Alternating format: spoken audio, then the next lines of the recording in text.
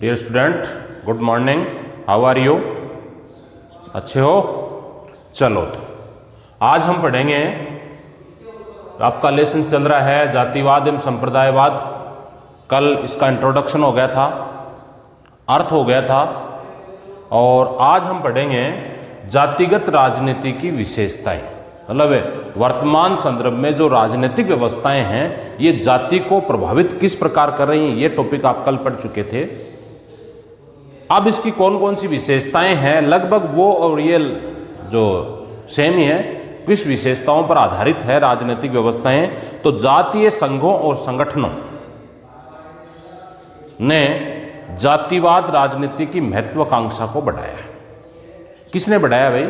एक तो जातिवाद के जो संगठन हैं, है ना, जाति के नाम पर जैसे जो भी जाति के लोग हैं उन्होंने अपना अपना संगठन बना लिया और उसके आधार पर वो जाति राजनीतिक आकांक्षाओं का मतलब है राजनीति को वो प्राप्त करना चाहते हैं, है ना, अपना लक्ष्य वो प्राप्त करना चाहते हैं, मुख्यमंत्री वो बनना चाहते हैं। जैसे हम बात कर लें, इधर असम जो राज्य है ये पहले एक ही हुआ करता था, 7 बहनों के रूप में धीरे धीरे विभाजन, ये सब क्या है, भाषा, ये सब क्या है, जाति, इसके आधार पर संगठन बनाए गए और अपने राजनीति जाति के आधार पर अपने को राजनीति में उच्च पद प्राप्त करने का लक्ष्य इनका रहता है। जातीय नेतृत्व जातीय हितों के मुद्दों को उठाकर, यानी इनकी जाति के क्या क्या मुद्दे हैं दूसरी जाति से तुलना करके ये जातीय मुद्दों को उठाने का काम करते हैं। मुद्दों पर अपना समर्थन बढ़ाकर राजनीतिक लाभ उठा लेते हैं। कौन? जातीय संघ या जातीय संगठन क्या करते हैं? अपनी जो जाति है अपने जाति का प्रभाव दिखाकर, अपनी जाति के प्रभाव को बढ़ाकर, है ना, और दूसरों को अपनी ओर मिलाने का प्रयास करके अपनी जाति की जो कमजोरियां हैं या मुद्दे हैं उनको उठाने का काम करते हैं। नंबर 2, शिक्षा बढ़ गई है आज के कारण, शहरीकरण बढ़ गया है, राजनीतिक व्यवस्थाओं में परिवर्तन आ गया है, आधुनिकीकरण की ओर भारत चल रहा है। इसके बावजूद भी लोकतंत्रीय शासन व्यवस्थाओं के बाद भी हमारा जो एक ही ध्येय होता है जातिवाद। अंत में जब हम वोट डालते हैं तो वोट डालते समय हमारा ध्यान ऐसे कैंडिडेट पर जाता है जो हमारी जाति का है, चाहे वो कैसा ही कार्य करे या नहीं करे, है ना। तो इससे क्या होता है भाई, जातिवाद को बढ़ावा मिलता है, यानी जातिवाद को बढ़ाने में भी इनका महत्वपूर्ण योगदान है। आज के युग में भी जिसमें शहरीकरण बढ़ गया, बाजारीकरण हो गया, उदारीकरण की व्यवस्था हो गई, शिक्षा का स्तर बढ़ गया, है ना, आधुनिकीकरण की ओर देश चल रहा है, फिर भी शिक्षा जो जातिवाद है इस जातिवाद को बढ़ावा मिलता है। ये है इसकी दूसरी विशेषता, है ना। नंबर 3 है क्षेत्र विशेष की कोई जो जाति है, अलग अलग क्षेत्रों की अलग अलग जातियां हैं, अलग अलग भाषा है, अलग अलग वर्ण है, अलग अलग वर्ग हैं, तो क्षेत्र विशेष की जाति राजनीतिक रूप से ज्यादा प्रभावशाली एवं शक्तिशाली होती है। क्षेत्र विशेष की जैसे सरपंचों के चुनाव की बात कर लो आप, तो वहां तो जाति ही सक्रिय रूप से भूमिका निभाती है। वहां उसी जे केवल एक स्थिति में वो दूसरी जाति के बाद जाते हैं जब सीट रिजर्व हो, आरक्षित हो, अन्यथा अपनी जो बड़ी जातियां हैं वो अपनी जाति से दूसरी जाति में सीट जाने नहीं देते हैं। ये है अगली विशेषता। जाति एवं राजनीति के संबंध गतिशील हैं, सदा एक जैसे नहीं रह सकते, समय और परिस्थितियों के अनुसार जाति और राजनीति के जो संबंध हैं बदलते रहते हैं, समय समय पर इनका परिवर्तन होता रहता है। कभी राजनीति जाति पर प्रभावी होती है तो कभी जाति राजनीति पर प्रभावी होती है। जाति के राजनीतिकरण के साथ ही साथ स्थानीय स्तर पर राजनीति का जातिकरण हो रहा है ना। जाति के राजनीतिकरण के साथ ही साथ स्थानीय स्तर पर राजनीति जो की जाएगी, राजनीति जो संचालित की जाएगी वो किस आधार पर होगी भाई? जातिवाद के आधार पर होगी। इस प्रकार हम कह सकते हैं कि राजनीतिक विशेषताओं में जातिवाद का महत्वपूर्ण योगदान है। ये तो थी इसकी विशेषताएं, ठीक है, छोटा सा टॉपिक था विशेषताओं का, ज्यादा नहीं है, 4-5 विशेषताएं हैं। अब हम बात करते हैं इसकी सकारात्मक प्रभाव, यानी जातिवाद का सकारात्मक प्रभाव और नकारात्मक प्रभाव, है ना। तो सबसे पहले हम पढ़ेंगे सकारात्मक प्रभाव। जातिवाद के सकारात्मक यानी अच्छे परिणाम कौन कौन से हैं, है ना। जातिवाद के सकारात्मक प्रभावों की यदि हम बात करें तो पहला है जाति एवं राजनीति के संबंध ने लोगों को एकता के सूत्र में बांधने का काम किया है ना। जाति एवं राजनीति ने किसके सूत्र में? एकता का मतलब एक जगह, एक जाति के लोग तो कम से कम एक जगह रहे, एकता के सूत्र में पिरोने का या यूं कहें एकता के सूत्र में बांधने का काम किया है। एक समूह के लोग, एक जैसे वर्ण व्यवस्था, रहन सहन, खान पान, वेशभूषा के जो लोग हैं, उनका आचरण है, उनका व्यवहार है, वो कैसा हुआ है? एक जैसा हुआ है। इसलिए इन्होंने एकता के सूत्र में पिरोने का काम किया। दूर दूर रहने वाली जाति के लोग जातीय पंचायतों में एक दूसरे के संपर्क में आते हैं। जाति जब पंचायतें होती हैं तो एक दूसरे के संपर्क में आते हैं और वहां की संस्कृति का वो आपस में आदान प्रदान करते हैं और उनका आपस में तालमेल बढ़ता है। किसी प्रकार का कोई वैमनस्यता है, कोई तनाव है, वो दूर होती है। यानी दूर दूर की जो जातीय पंचायतें होती हैं, उन जातीय पंचायतों में एक जाति से दूसरी जाति में, यानी एक जाति के लोग पंचायतों में जाते हैं, वहाँ की स्थिति देखते हैं, तो एक दूसरे की समस्याओं में सहायता करते हैं, वो उनका सहयोग करते हैं और गरीब तबके के लोगों को भी ऊंचा उठाने में महत्वपूर्ण भूमिका या महत्वपूर्ण योगदान उनका होता है। शासन से अधिक फायदा लेने के लिए अपनी जाति में एकता बनाए रखना उनको जरूरी होता है। यानी जिस भी क्षेत्र में आप छोटे से ग्राम पंचायत स्तर की बात कर लो, है ना, ग्राम पंचायत स्तर की यदि बात करो, आपके पास 100, 200, 300 एक जाति के वोट हैं, तो जब भी चुनाव होंगे, चुनावों के दौरान क्या होगा, चुनाव जब होंगे तो प्रत्येक पार्टी का उम्मीदवार आपके पास आएगा। आप जो भी समस्याएं हैं, उन समस्याओं, जैसे आपके पेयजल की समस्या है, आपके सड़क व्यवस्था नहीं है या अन्य प्रकार की आपके कोई समस्या है, तो ऐसी समस्याओं का निपटारा यदि आप समूह के रूप में रहोगे तो हो सकता है। यदि आप छिद्रित हैं, 1-1, 2-2, 5-5 वोट अपनी अपनी ढपली रखना अपना राग है, तो वहाँ कोई भी राजनेता, उनको पता है कि ये वोट एक जगह तो आने नहीं है और 20-30 वोटों से कोई फर्क पड़ना नहीं है। इसलिए समूह में रहना एक जाति के रूप में अपना सर्वांगीण विकास करने में महत्वपूर्ण भूमिका अदा करता है। या दूसरे शब्दों में हम यूं कहें कि समाज का विकास करने के लिए जातिगत राजनीति का होना आवश्यक है, या एक समूह के रूप में, ताकि दूसरे की जो समस्याएं हैं उन समस्याओं को वह समाधान भी करते हैं। इसमें लोगों में सामाजिक एकता की भावना बढ़ती है, राष्ट्र की एकता की भावना बढ़ती है और इसके अलावा यदि सामाजिक एकता की भावना राष्ट्रीय संदर्भ में सकारात्मक प्रभाव पैदा करती है। सभी जातियां अपने अपने क्षेत्र का विकास करना चाहें और वही राष्ट्र के विकास का मार्ग प्रशस्त करेंगे। यानी ये अब चौधरी चरण सिंह जो भारत के प्रधानमंत्री हुए हैं, उन्होंने कहा है कि भारत के विकास का रास्ता खेतों और खलिहानों से होकर गुजरता है। इसका मतलब ये हुआ कि छोटी से छोटी इकाई ग्राम पंचायत है ना, और गांव-गांव का यदि विकास हो जाए, खेत खलिहान यानी किसान का यदि विकास हो जाए, खेतों और खलिहानों का विकास हो जाए, वहाँ की कोई समस्याएं नहीं है, तो विकास अपने आप हो जाएगा। ठीक है, तो ये था विकास की स्थिति। एकता अखंडता को विभाजित करने में या एकता और अखंडता को बनाए रखने में, जातीय समीकरण को स्थापित करने में, अपना सर्वांगीण विकास करने में राजनीतिक व्यवस्थाओं में जाति का महत्वपूर्ण योगदान है। ये तो था पहला, है ना, क्लियर। अब देखो दूसरा है, जाति की राजनीति ने अधिक लोगों को राजनीतिक सक्रियता पैदा की है ना। देखो राजनीतिक सक्रियता होती क्या है भाई? राजनीतिक सक्रियता का तात्पर्य यह है, राजनीतिक सक्रिय मतलब राजनीति में सक्रिय भूमिका निभाई है, राजनीति में आगे बढ़ने का काम कर रहे हैं। उनका यह मानना है कि जातीय व्यवस्था में यदि हम पीछे रह जाएंगे, हमारा स्वरूप यदि पीछे रह जाएगा, तो दूसरे वर्णों के लोगों द्वारा हमारे ऊपर आधिपत्य स्थापित कर लिया जाएगा, या वो जाति हमसे आगे बढ़ गई। इस वैमनस्यता, इस होड़ से भी राजनीति में जातीय समीकरण बढ़े हैं। जाति में अपना दबदबा, अपने हितों की रक्षा के लिए लोग राजनीति में सक्रिय होने लगे हैं, राजनीतिक सेवा कार्य भी करने लगे हैं। जातीय संगठनों में सक्रिय लोग राजनीति में सक्रिय हो रहे हैं। यानी जो जाति में सक्रिय लोग हैं, उन्होंने समाज सेवा, सबसे पहले चुनाव लड़ने से पहले 2, 4, 5 साल वो समाज सेवा करेगा। समाज सेवा करने के बाद वो लोगों को बताएगा कि मेरा जो लक्ष्य है, मेरा जो एम है वो क्या है, चुनाव लड़ना है और चुनाव लड़के समाज सेवा करना है। इसलिए सबसे पहले तो अपनी जाति पर वो राजनीतिक प्रक्रिया स्थापित करने का प्रयास करेगा, और यदि उनकी जाति के लोगों का पहले वो विकास करेगा, उसके बाद वो दूसरी जाति के लोगों को साथ लेकर विकास के मार्ग को आगे बढ़ाने का प्रयास करेगा। इसलिए हम ये कह सकते हैं कि विकास के मार्ग में जाति की राजनीति जो है वो अच्छी है। नंबर 3 है, जातीय सक्रियता के कारण, जातीय सक्रियता बढ़ी है कारण समाज में उन जातियों का महत्व बढ़ा जो पहले राजनीतिक, सामाजिक और आर्थिक रूप से शक्ति विहीन थे। जातिवाद बढ़ने से क्या हुआ है, जो जातियां सबसे पहले दंभित अवस्था में रहती थी, जिनको किसी प्रकार की सामाजिक व्यवस्था नहीं थी, किसी प्रकार की आर्थिक व्यवस्था नहीं थी, किसी प्रकार की राजनीतिक व्यवस्था नहीं थी, या वो तीनों ही व्यवस्थाओं में पिछड़े हुए गरीब तबके के लोग थे, उनका भी वर्तमान में राजनीतिक वर्चस्व बढ़ा है जाति के आधार पर। जैसे बहुजन समाज पार्टी बसपा का निर्माण हुआ है, वो दलित वर्ग और अन्य पिछड़े वर्ग की राजनीति को महत्व देते हुए इन वर्ग की या इस जो राजनीतिक दल का निर्माण हुआ है।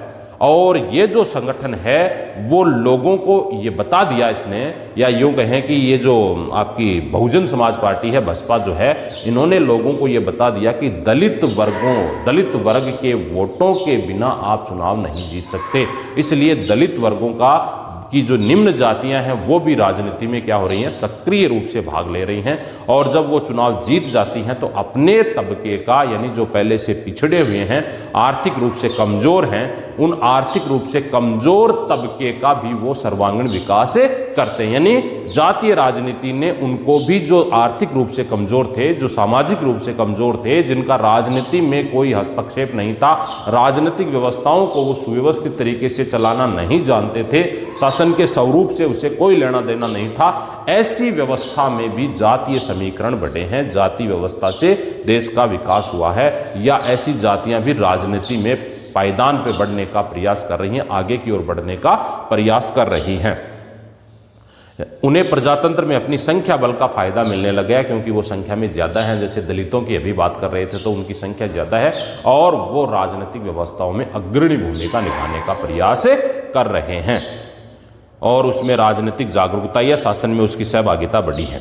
जातिवाद के कारण सामाजिक संरचना में भी परिवर्तन आया, समाज का जो रूप था, रहन सहन था, खान पान था, उसमें भी परिवर्तन आया। शासन ज़्यादा से ज़्यादा जो चुनावी मुद्दे हैं उन पर वो सक्रिय रूप से भाग लेने लग गया है, और जब वो सक्रिय रूप से भाग ले रहा है, शासन व्यवस्था को अपनी ओर अपना रहा है, और तो उनका भी विकास हो रहा है। राजनीतिक संस्कृति को प्रभावित किया है। समाज की सभी जातियाँ खान पान, वेशभूषा, रहन सहन, आचार विचार निम्न उच्च जातियों का अनुसरण करती हैं, अतः इन क्षेत्रों में समानता बढ़ी है और समाज में सांस्कृतिक विकास हुआ है। समाज की विषय वस्तु को आगे बढ़ाने में इन्होंने महत्वपूर्ण भूमिका निभाई है, या यूँ कहें निम्न जातियाँ भी उच्च जातियों के समान आई हैं, इसलिए इसका सकारात्मक प्रभाव है ना। रुडोल्फ के अनुसार, एक विचारक है, इन्होंने कहा है कि जातियों के पदसोपानीय संबंधों को तोड़ दिया गया और विभिन्न जाति के सदस्यों में समानता। पदसोपान का मतलब एक वर्ण व्यवस्था को अब क्या हो रहा है, सभी जातियां धीरे धीरे एक होती जा रही हैं, अपना जिन जिन क्षेत्रों का विकास होता गया वो विकास वाले एक तरफ होने का प्रयास कर रहे हैं। इसलिए सब प्रारंभिक जो विकास का दौर था वो जातिवाद से बढ़ा और जातिवाद से धीरे धीरे अन्य क्षेत्रों में चला गया है। जातिवाद विभिन्नीकरण के चलते भारत में कोई भी धार्मिक समुदाय एकीकृत बहुसंख्यक समुदाय नहीं बन पाता, इसलिए एशिया अफ्रीका के नव स्वतंत्र देशों के विरुद्ध भारत में लोकतंत्र बहुसंख्यक तानाशाही का शिकार कभी नहीं बन पाएगा। यदि जातिवाद है तो जातिवाद एक ही धर्म में बहुत सारी जातियां हैं, है ना, एक धर्म है, उस धर्म में बहुत सारी जातियां हैं, और ऐसी जातियों के कारण कोई भी धार्मिक समूह है ना, मजबूत एक धार्मिक संगठन नहीं बनेगा। धार्मिक संगठन नहीं बनेगा तो देश का कभी विभाजन नहीं होगा, जैसे पहले कर चुके हैं धार्मिकता के आधार पर। यदि उस दौरान धार्मिकता की बात करें तो जो क्षेत्र बहुसंख्यक मुस्लिम जो थे उनको एक पूर्वी पाकिस्तान बनाया था और एक पश्चिमी पाकिस्तान बनाया था, वैसा कोई धार्मिक संगठन नहीं बने। यदि जातियां आपस में ही मजबूत रहे, एक जगह रहे, तो वो दूसरे समूह के साथ नहीं जुड़े, तो देश की एकता और अखंडता बनाए रखने में भी इसका महत्वपूर्ण योगदान है। ये थे इसके जातीय समीकरण के, या यूँ कहे जातिवाद के सकारात्मक प्रभाव। अब इसके नकारात्मक प्रभाव देखते हैं कि वह जातिवाद ने नकारात्मक प्रभाव कौन कौन से दिखाए हैं, कौन कौन सी कमियां हैं, है ना। नकारात्मक प्रभाव देखो, कमियां इसमें देखनी है हमें, कौन कौन सी कमियां है। तो देखो, पहली है बंधुत्व एवं एकता की भावना को हानि पहुंचती है। बंधुत्व का मतलब भाईचारे की भावना, एकता का मतलब एकता के सूत्र में पिरोने का काम, क्योंकि अपनी अपनी जाति के लोग अपनी अपने लोगों को श्रेष्ठ मानते हैं। जैसे हिंदू धर्म की बात कर लें, जाट है, माली है, हीर है, गुज्जर है, ये क्या करते हैं, जैसे गुज्जर समुदाय अभी आंदोलन कर रहे हैं, ये किस आधार पर हुआ है, ये जातीयता के आधार पर हुआ है। की राजनीति के आधार पर हुआ है ना। अपने अपने हित, जाति हितों के संघर्ष के कारण वैमनस्यता की भाव भी बढ़ता है। वैमनस्यता का मतलब तनाव पैदा होता है, और तनाव जो पैदा होगा, तनाव की जब स्थिति आएगी तो विवाद बढ़ेगा, देश के सामने गृह युद्ध जैसी स्थिति पनप जाएगी। इसलिए जातिवाद नुकसानदेह है। समाज में तनाव एवं संघर्ष का वातावरण पैदा होता है। सामाजिक समरसता, भाईचारे की भावना को चोट पहुंचती है। समाज में एकता का भाव विद्यमान नहीं रह पाता है, और ऐसी स्थिति में समाज की गुणवत्ता गिरती है, समाज का रुख परिवर्तित होता है। इस प्रकार हम कह सकते हैं, जैसे गुज्जर आंदोलन के दौरान गुज्जर और मीणा जातियों के बीच कुछ क्षेत्रों में तनाव पैदा हो गए थे, आपसी वैमनस्यता और तनाव की स्थिति पैदा हो गई थी। ये था जातिवाद का पहला नकारात्मक प्रभाव। दूसरा देखो, समाज के वातावरण में अमन, चैन और शांति नहीं रह सकती, क्योंकि शक्तिशाली जातियों द्वारा निम्न जातियों को दबाने का प्रयास किया जाएगा, और निम्न जातियां हैं वो अपने अधिकारों के लिए लड़ाई लड़ेंगे, और जब अधिकारों के लिए लड़ाई लड़ेंगे तो दोनों में वैमनस्यता का भाव होगा, तनाव का भाव पैदा होगा, और तनाव के भाव के कारण समाज है वो कभी भी सर्वांगीण विकास या आगे की ओर नहीं बढ़ सकता। जातियां अपने हितों के लिए जो संघर्ष करती हैं, कई बार सरकार को भी ऐसा निर्णय लेना पड़ता है। निर्णय देश की समाज में अशांति पैदा हो जाती है, देश के समाज की स्थिति में अशांति का माहौल पैदा हो जाता है, क्योंकि कई बार दो जातियां आपस में लड़ने तक उतारू हो जाती हैं, मरने और मारने तक उतारू हो जाती हैं। ऐसी स्थिति में जातियों का जो समीकरण है वो बढ़ता है या वो नुकसान करता है। अगला है, जाति के अनुसार चुनाव लड़ना और जाति आधार पर आग्रह करना भी नुकसानदेह है। क्यों? क्योंकि उसे जब वो चुनाव जीत जाता है किसी जाति के बलबूते पर, तो वह संपूर्ण समाज का विकास न करके केवल अपने क्षेत्र का विकास करना ज़्यादा महत्वपूर्ण समझेगा, या यूं कहे अपनी ही जाति के लोगों को वो विशेष महत्व देगा, जिससे समाज का सर्वांगीण विकास संभव नहीं है। यानी राजनीति के लिए ये नुकसानदेह है। जाति आधार पर वोट मांगेगा तो दो जातियों के मध्य तनाव पैदा कर देगा, और यदि वो चुनाव जीत जाता है तो जीतने के बाद वो कभी भी सभी जातियों को सम्मान या साथ लेकर नहीं चलेगा, वो अपने जाति के लोगों का सर्वांगीण विकास करना चाहेगा। अपनी जाति के लोगों, जीतने वाला व्यक्ति भी पूरे समाज के प्रति दायित्व बोध न समझकर जाति वफादारी को ध्यान में रखेगा, जिससे देश की एकता और अखंडता विभाजित होने की स्थिति बढ़ सकती है। जातिवाद भावना के कारण नागरिकों की जो राष्ट्र के प्रति श्रद्धा भाव है वो कम होगी, क्योंकि उसकी श्रद्धा किसके प्रति होगी? अपनी जाति के प्रति होगी। श्रद्धा भाव अपनी जाति विशेष के प्रति होगी और दूसरे जातियों के प्रति नहीं होगी, न राष्ट्र के प्रति अपनी श्रद्धा भाव होगी। देशभक्ति कम हो जाएगी, राष्ट्रीय हितों की बजाय जाति हितों को ज्यादा महत्व दिया जाएगा। जातिवाद के कारण राजनीतिक दलों का निर्माण भी जाति के आधार पर होता है, इसलिए वो जब टिकट वितरण का काम करते हैं तो यानी विशेष जाति के लोगों का ही विकास करने की बात करेंगे, वो सभी जातियों का सर्वांगीण विकास करने की बात वो कभी भी नहीं सोचेंगे, सभी जातियों को साथ लेकर चलने की बात वो कभी नहीं सोचेंगे, अन्य जातियों का वो सहयोग कभी नहीं करेंगे, है ना। स्वस्थ लोकतंत्र के विकास के लिए राजनीतिक दलों का होना तो जरूरी है, लेकिन ये आर्थिक रूप से, सामाजिक रूप से राजनीतिक दल जो है विचारधारा के रूप से जातिवाद की भावना के सिद्धांत में गौण रहकर रह जाते हैं या संकुचित विचारों के तहत वो बढ़ जाते हैं। देश की एकता और अखंडता को विभाजित करने में इनका भी बड़ा महत्वपूर्ण योगदान है। जातिगत या जातिवाद सोच रूढ़िवादिता को बढ़ावा देती है, इसमें वैज्ञानिक एवं प्रगतिशील दृष्टिकोण का विकास नहीं हो पाता, आधुनिक दृष्टिकोण का विकास अवरुद्ध हो जाता है। यानी वर्तमान की बात करें तो आधुनिकीकरण की ओर आगे हम नहीं बढ़ सकते। हमारे जो संकुचित विचार हैं, पुरातन समाज हैं, रूढ़िवादी जो विचार हैं, उन्हीं रूढ़िवादी विचारों में हम निपट कर रह जाते हैं या उन्हीं रूढ़िवादी विचारों के तहत हम कार्य कर पाते हैं। अल्पसंख्यक जाति समुदाय के लोगों में असुरक्षा की भावना का विकास होता है। अल्पसंख्यक या जिनकी संख्या कम है उन्हें दूसरी जो बड़ी जातियां हैं वो सदैव उनको दबाने का काम करती हैं, उनका शोषण करने का काम करती है, इसलिए उनकी सुरक्षा बनाए रखना आवश्यक है। और जातिवाद की जब भावना होती है, राजनीतिक व्यवस्थाएं विद्यमान होती है, वहां ऐसा संभव नहीं है। अगला है, सरकारें बड़ी एवं शक्तिशाली जातियों के संगठन के दबाव में आ जाती हैं। बड़ी बड़ी जो पार्टियां हैं वो राजनीतिक दबाव में आ जाती हैं। राजनीतिक दबाव में आकर वो अपना सर्वांगीण विकास यानी पूरे देश का विकास न करके केवल उन्हीं जाति के दबाव समूह के अनुसार नीतियां प्रभावित करने में उनकी महत्वपूर्ण भूमिका होती है, और नीतियों से सरकार सुचारू रूप से जो करना चाहती है वो नहीं कर पाती है।